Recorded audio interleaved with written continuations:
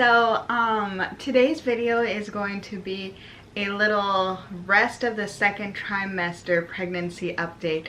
So obviously I stopped doing the every other week update, and thankfully it has been for a good reason.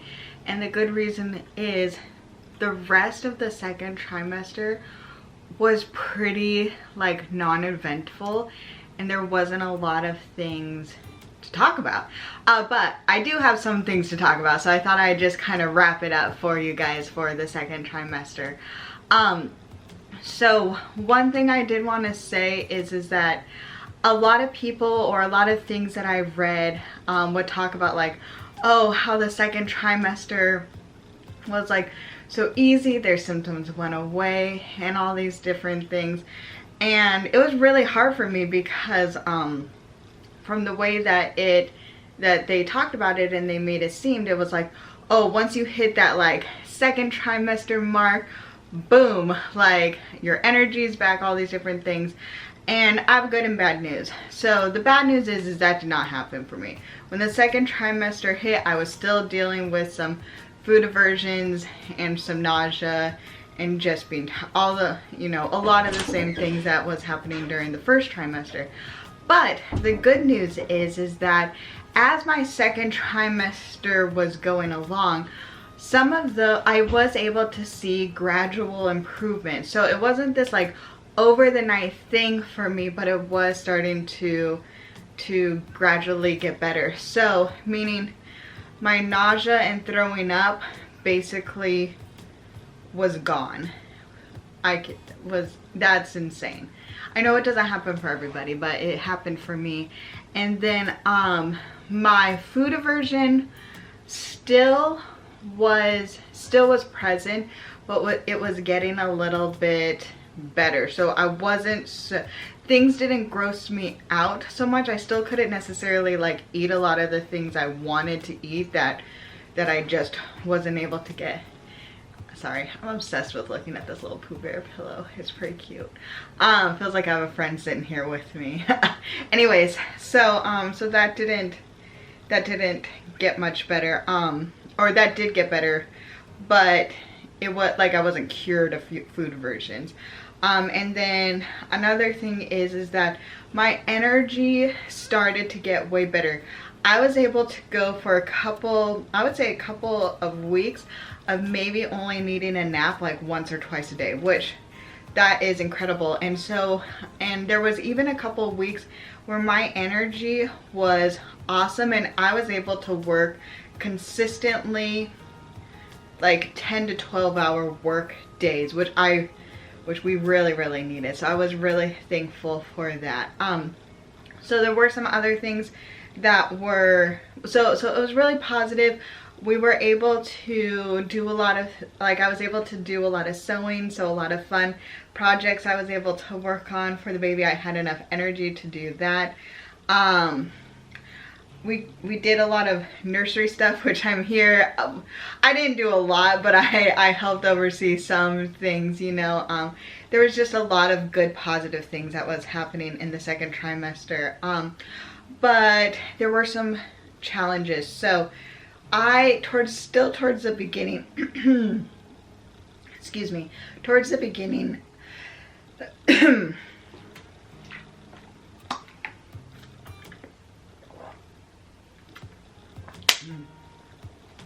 towards the beginning of the second trimester, beginning and middle, I was having some hip issues. And it was really dictating how I was sitting. So I am just a weird person when it comes to sitting. I love to like, it's very hard for me to sit even like I'm sitting now, like with my feet flat on the floor, regular sitting. Like I love to like sit cross-legged. My favorite position is tucking one leg like completely under my thigh and stuff like that. Like I just love it, and that's how I usually am. But I realized it was really affecting my hips.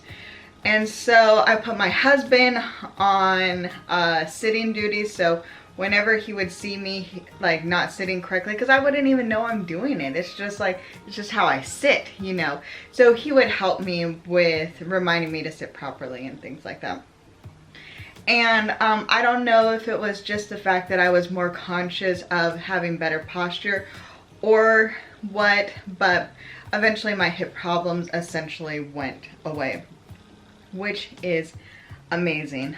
And then another thing that was difficult, this was a little bit, this is more like personal or emotional. I did have some days where I was really having, like, I didn't feel in my right mind with my emotions. Like, I did have a couple of just crying days. Things would just set me off. I would just get my feelings hurt or just be a little bit more sensitive. Kind of like, it was just maybe a handful of days where it was like PMS on overdrive for the emotional things. But thankfully, I think I was able to recognize it, which was really helpful. And I feel like once I kind of knew, it just helped me cope once I realized what was going on. It's still like, still wasn't easy, it wasn't fun, but it was, it helped. And so the biggest thing, not the biggest, but like something that really rattled me also happened more towards the beginning of the second trimester. And it had to do with body image. So I want to give you guys a little bit of backstory. I don't think I ever really knew what it was like to have issues with negative body image or thinking negatively about how you look. And honestly, like, I don't know, because from what I gather from social media and all these different things, is that body image issues, especially in young girls or women, is very, very common. And I don't think that I truly have experienced it in my life. I feel like I have and I feel like I've always had a pretty realistic version of what I look like and what my body looks like. And not that I'm confident, it's just, I think I just grew up not caring that much, you know, like, obviously, like, today I'm wearing makeup, I have my hair straightened, so, like, I care and I enjoy it a little bit, but it's not, maybe I just didn't place it, anyway, I don't want to go into it. So I think I am one of the maybe, like, extremely lucky women or people in this world that just have not had issues, body image issues.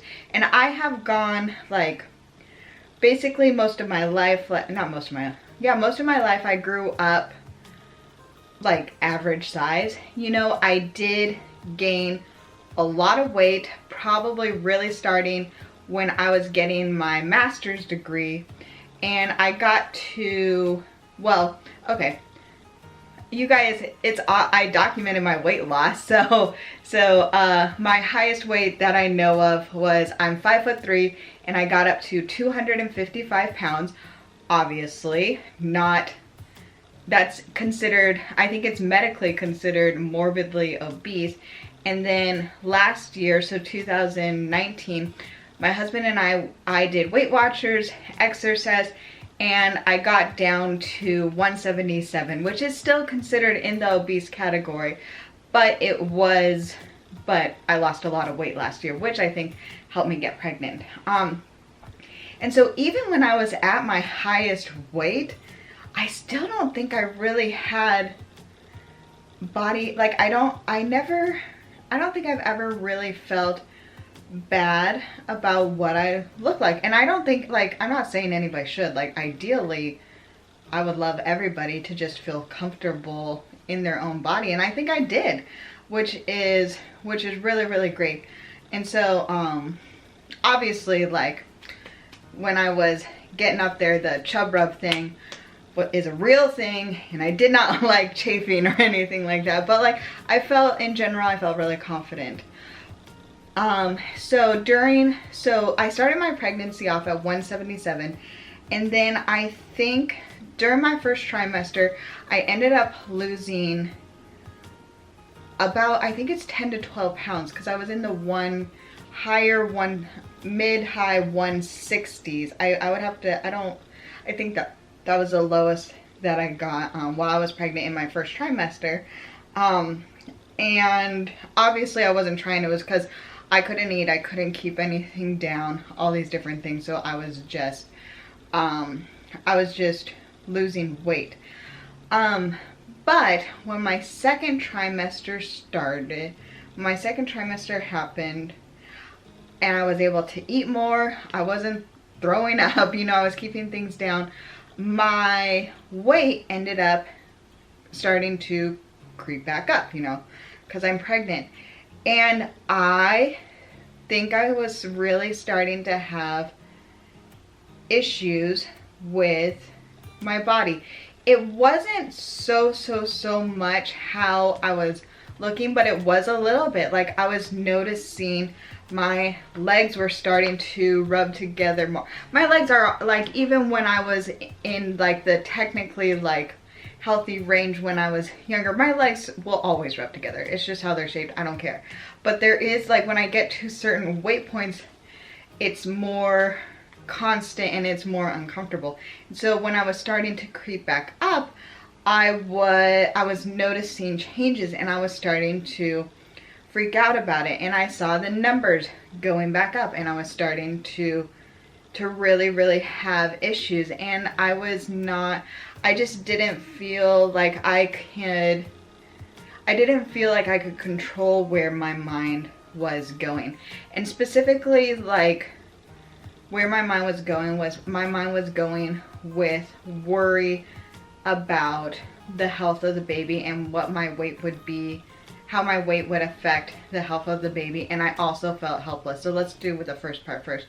So I was really worried because my doctor only wanted me to gain, I think, basically to stay under 200 pounds, and I started at 177. So she wanted me to stay under 200 pounds for the whole pregnancy. And at the rate that I was gaining, that was not going to happen, because I think I was gaining 1 to 1.5 pounds a week, around there, and I was really only supposed to gain like half a pound, according to my doctor. And so I was just getting worried that because I was gaining weight faster than the doctor recommended, that it was going to hurt my baby, and that it wasn't going to be healthy, or that it was going to be either harder on me for the birthing experience or recovery, or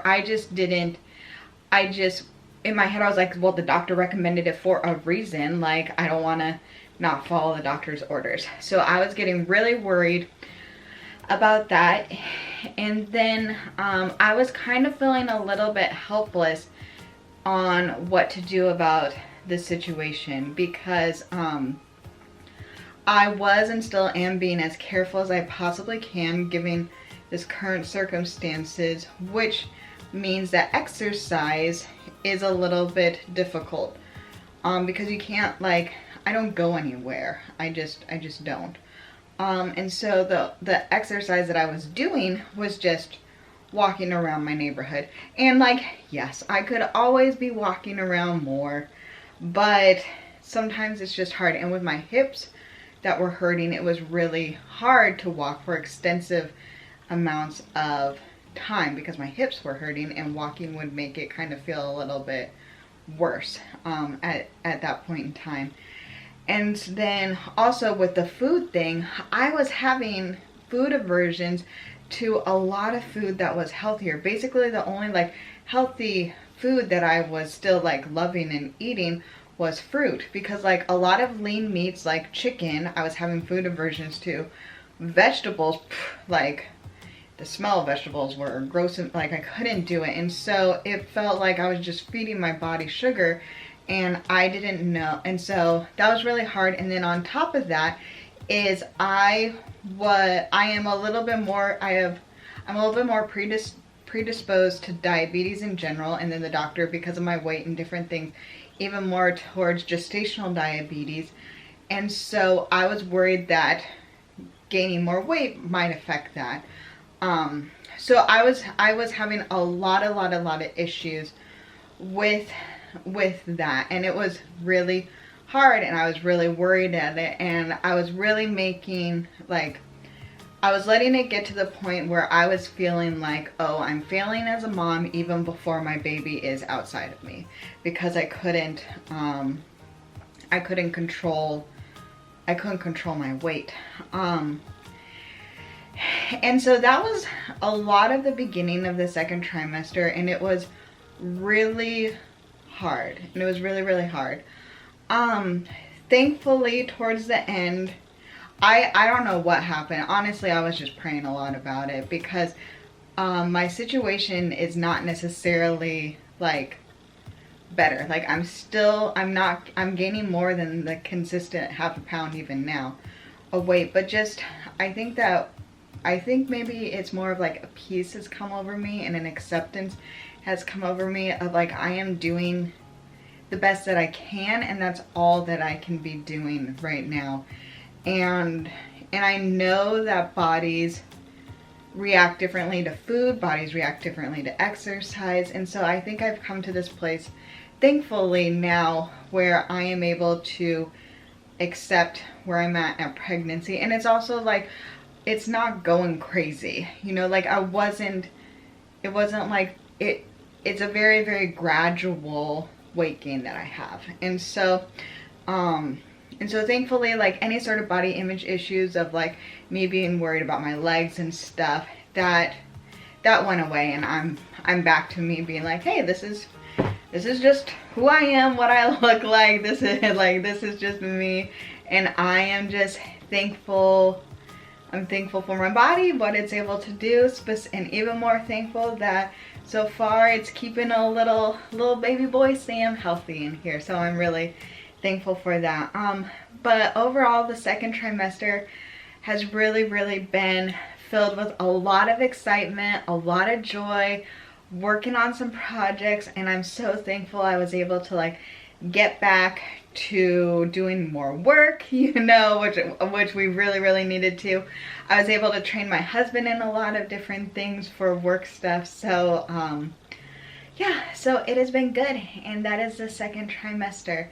And I feel like one thing that I was able to get maybe more out of for like long term was possibly more sympathy for different people that have issues with not liking something about their body, because I didn't realize that I couldn't sympathize or empathize in that way, but I think in a small part I am able to, and it is really hard. Anyway, so I think I'll end it there. I'm going to be right on filming the third, so far the update of the third trimester. There's been things going on. Oh wait, no, I forgot to tell you. I also had some doctor's appointments. I had the 3-hour glucose test for gestational diabetes. I don't have gestational diabetes, woohoo, so excited. And honestly, the testing system was a lot better and a lot easier. Not perfect. It's still, that 3-hour glucose test is still rough, but it didn't knock me out for the entire day, where even though I was still, when they did it, I was still battling a little bit of nausea and stuff, I was able to keep it down, and I just had to take a long nap afterwards, but it didn't ruin me for my whole day. So that was great. Okay, that's it. Thank you guys so much for watching. I hope you're having a great day, and I'll see you in the next one. Bye.